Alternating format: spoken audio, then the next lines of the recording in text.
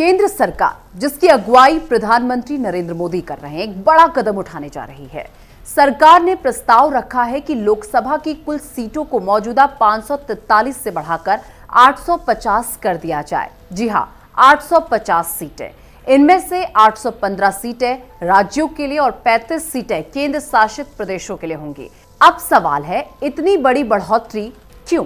दरअसल सरकार 2029 के आम चुनाव से लोकसभा में महिलाओं के लिए 33% आरक्षण लागू करना चाहती है। इसका मतलब है कि 850 सीटों में से 273 सीटें महिलाओं के लिए आरक्षित होंगी। ये कदम महिलाओं की राजनीतिक भागीदारी बढ़ाने की दिशा में एक ऐतिहासिक फैसला माना जा रहा है। लेकिन कहानी यहीं खत्म नहीं होती। इस पूरे प्लान को लागू करने के लिए सरकार संविधान में संशोधन करने जा रही है।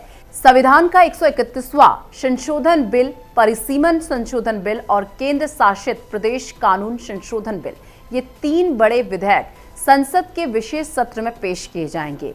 16, 17 और 18 अप्रैल को होने वाले इस विशेष सत्र में इन पर जोरदार बहस होने की उम्मीद है और 17 अप्रैल को प्रधानमंत्री नरेंद्र मोदी खुद इस बहस का जवाब दे सकते हैं। लेकिन हर बड़े फैसले की तरह इस पर भी विवाद शुरू हो गया है। तेलंगाना के मुख्यमंत्री रेवंत रेड्डी ने इस प्रस्ताव का विरोध किया है। उन्होंने प्रधानमंत्री को चिट्ठी लिखकर कहा कि दक्षिण भारत के राज्यों को सीट की ये बढ़ोतरी मंजूर नहीं है। अब आप सोच रहे होंगे, आखिर विरोध क्यों हो रहा है? असल में ये मामला सिर्फ महिला आरक्षण का नहीं है, बल्कि परिसीमन यानी कि डिलिमिटेशन से जुड़ा हुआ है। परिसीमन का मतलब होता है कि जनसंख्या के आधार पर लोकसभा सीटों का पुनर्वितरण, और यही विवाद की जड़ है।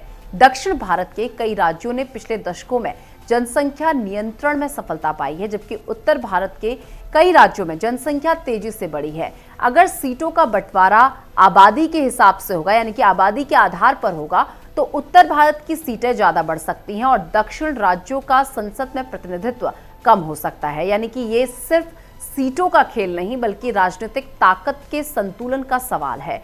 एक तरफ सरकार इसे महिला सशक्तिकरण और लोकतंत्र को मजबूत करने का कदम बता रही है, तो वहीं दूसरी तरफ विपक्ष और कुछ राज्य इसे संघीय ढांचे के लिए चुनौती मान रहे हैं। अब सबसे बड़ा सवाल है, क्या ये प्रस्ताव 2029 से लागू हो पाएगा?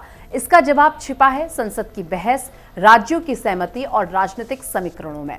आने वाले दिन भारतीय राजनीति के लिए बेहद अहम होने वाले हैं। आप क्या सोचते हैं? क्या लोकसभा सीट बढ़ाना और महिला आरक्षण लागू करना सही कदम है, या इससे राज्यों के बीच असंतुलन बढ़ेगा?